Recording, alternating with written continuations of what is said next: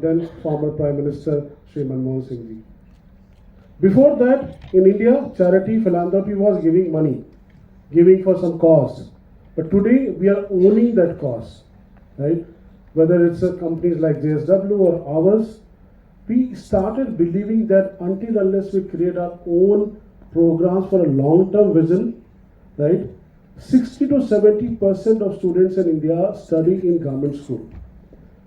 You look at the top leaders of the country, whether in the political or the companies like Tata's, including my company, everybody has studied in the government school. And why should we not go back to them? Who is the biggest company in India run by a government school student?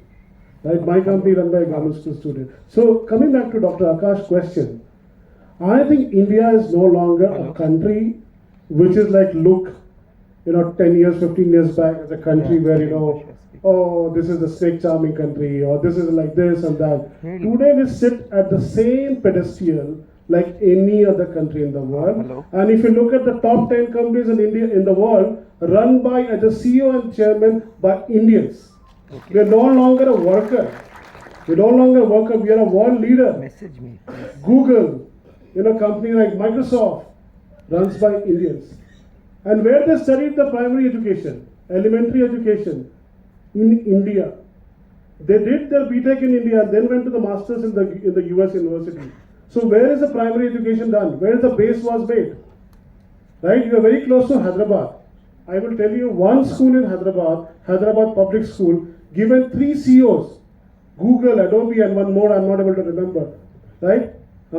Microsoft. Can you imagine an alumni running the 3 top companies for one single school for Hyderabad Public School? Right? So I think, sir, what you asked, today we are no longer just receiving funds from the organizations, international organizations, etc. What we are saying, we are giving. I think today the conversation, when I go to the, a lot of countries, we are operating in many countries, India is seen as the most after-sought country. Whether it's investment, whether it's learning from how we implemented CSR, or how we are changing in education, eliminating poverty, how do we are making forestation as a big issue. I think if you look at the SDG, the UN Sustainable Development Goals, the 17 goals what we have defined, India has made a significant progress, and I'm so proud that states like Karnataka, where it's my Karm Bhumi now, has done phenomenally well in education, right? Sri Bangarappa ji was telling about it, that how visionary leadership like him could create. Sir, I happened to go to Gujarat and I travel to all the government schools across country. We have 17 states where our projects are there. In Gujarat, most of the schools are funded by their old student association. And the principals and the teachers were very proud to show, see this auditorium built by so-and-so ex-student. I think the initiative what sir has taken is a very, very laudable initiative, and I think really thank you, sir, for bringing that. I can only summarize, I know I have little time. I want to summarize that very little thing, and what Melinda Gates said once. In a school, you need a good teacher who's willing to teach, and a student who's interested to learn. If these two happens, rest all is, we don't need. We have studied like in a very difficult situations, but we still made it to the mark. So our focus is to help children at this level. Sir, we are the only foundation in the country has organizing a science level Olympic for government schools.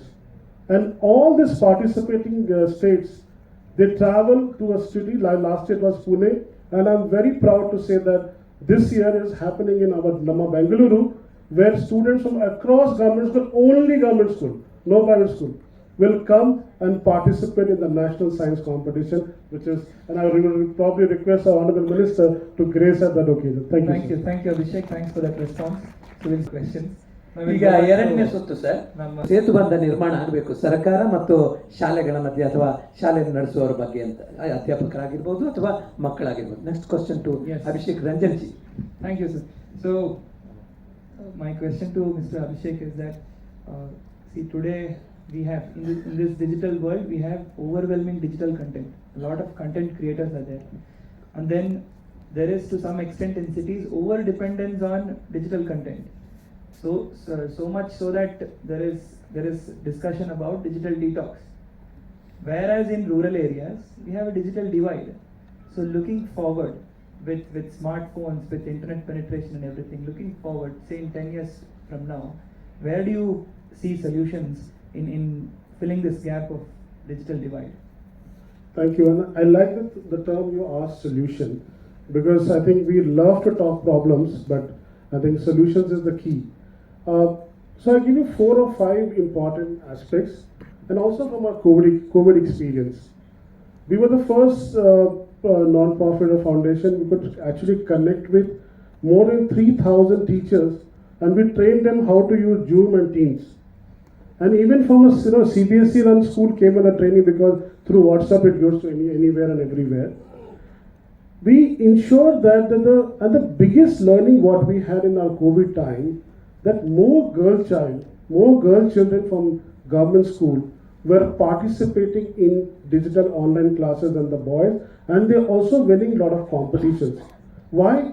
Because still boys and had some avenue of going out, but the girls were the one who really kind of suffered during the pandemic, do the house course and not getting any opportunity to go to the school. That was the probably only way to kind of have a socialization. That was the biggest learning. So the one thing, technology does not understand gender, doesn't start any kind of differentiation. It's an equalizer. What can we do in our state? Let me start with the first point. We have problem with infrastructure. I think Karnataka, the tech companies, we do a lot of e-waste. Every 3 years, we send our laptops to refurbishment or any kind of tech devices. We in our company made it a rule that if this machine is workable, don't throw it. 1.3 lakh machine thrown for 7,000 rupees after 3 years. And today's mobile devices is done, or technology devices run for 5-6 years, at least 7 years. Can we bring this e-waste to e-educate? Don't throw in waste. Point number 1, and we did it. Second thing, we need to be patient with our teachers. The government school teacher, my mother was a government school teacher as well. I think they need to train, they need to be, not more than training, I think they need to be friend. People like us who can go work with them, support them, so that they are easy to work with the new technologies, etc. The third problem is that you said about the content. Content is there, but have you really checked how many are in the vernacular languages? Do we have, I keep getting from all the schools or the district education officers and BOs that content is not in Kannada. Content is there, but it's not in the local language. So there's a huge need, to develop content for the student in the local language so that they can consume this information. The fourth point which I want to say is that there's also parental support is required, right? When we saw in COVID that, okay, we can say that India has 1.2 billion phones and everybody almost has a smartphone. But how much time these children will have an access to? And also the detox part. I keep on getting this feedback. Sir, you have given tablets to our education, to our student, but what if they misuse it, right? So we have safeguards. We have kept the safeguard. The children cannot access content which is not for their age, etc. when we give these laptops or computers. So if a simple thing we do, train the teachers, make them friendly with the technology, make the e-waste not the waste but for use, and make it a drive, make it a mandatory probably, that no company or nobody should just throw the waste, because it will save the environment as well as it will help the students. And also we need to integrate curriculum. Sir, very interestingly, sir, we work with a lot of KPS schools, right? You have an IT as a subject in 10th standard, and it's a very high scoring. Whenever we talk to a student, we felt that this is a very high scoring mark, but children are not willing, or maybe they are not inspired to take IT. Even in KPS school, with whom we give scholarship, I was checking this data that how many have take IT, but very few. So I think that will be a good benchmark, and I will be personally very involved and trying to work on this to see how many children actually take IT in the 10th board exam. And that will be a defining or the best way to measure how much of digital divide we are actually bridging in the state of Karnataka. Thank you. Thank you. Thank you.